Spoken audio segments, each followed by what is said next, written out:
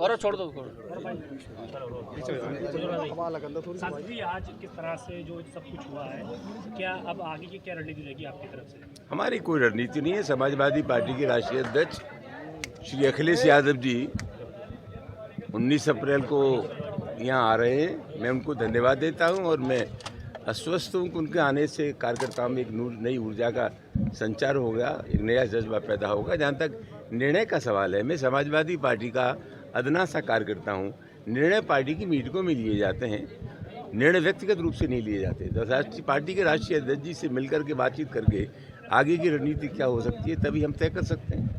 राणा साहब की जयंती पर जो प्रशासन ने अनुमति दी वो शांतिप्रिय एक सम्मेलन की दी थी, लेकिन जिस तरह से वहाँ तलवारें लहराई गई, नारेबाजी की गई, ऐलानिया पुलिस के सामने जिस तरीके से आपको लेकर के टिप्पणी की गई, उस पर आपका क्या कहना है? ये देखना पुलिस का ही काम है, प्रशासन का काम है कि जिन शर्तों के साथ अनुमति दी गई थी उन शर्तों का खुला उल्लंघन हुआ है, हिंसक वातावरण बनाने की कोशिश की गई। और मैं चाहता हूं, मैंने पहले भी कहा कि कोई हमारी राय से इत्तेफाक करे या न करे, जनतंत्र में सबको अपना विरोध करने का अधिकार है। जहां तक विचारों के अभिव्यक्ति का सवाल है, दुनिया में कोई व्यक्ति या कोई विचार अपने आप में पूर्ण नहीं है। हमारे विचार से किसी की असहमति हो सकती है, लेकिन जनतंत्र में और संविधान के मुताबिक हमें विरोध करने के तरीके मिले हुए, उसी के हिसाब से विरोध करना चाहिए। इस देश में हिंसा के लिए कोई जगह नहीं। हरिपर्वत थाना क्षेत्र में जिन लोगों ने आपके यहाँ 26 तारीख को तांडव मचाया था, मुकदमा दर्ज है, लेकिन अब तक गिरफ्तारी नहीं हुई है। और आज इस कार्यक्रम में उस व्यक्ति की भी मौजूदगी है जिसने आपके यहाँ तांडव मचाया था, उपेंद्र। चिंता का विषय है। 26 मार्च को जो हुआ उसमें 2 प्राथमिकी दर्ज हुई है। एक पुलिस के लोग पिटे, वो प्राथमिकी दर्ज हुई है। एक हमारे पुत्र रणजीत सुमन ने मुकदमा लिखाया था, वो दर्ज हुआ है।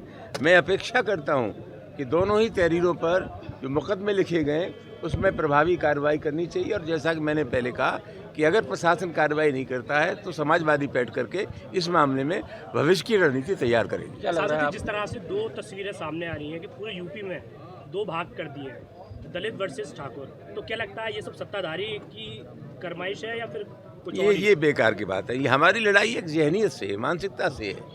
ये वो लोग हैं जो नहीं चाहते कि लोगों को समान दर्जा दिया जाए। ये वो लोग हैं जो अखिलेश यादव जी के मुख्यमंत्री न रहने के बाद उनके मकान की सफाई कराते हैं गंगा जल से। ये वही लोग हैं जिन्होंने राजस्थान के प्रतिपक्ष के नेता को, जब वो मंदिर में गया तो उसकी धुलाई की। ये वही लोग हैं जो जातिगत जनगणना के खिलाफ हैं।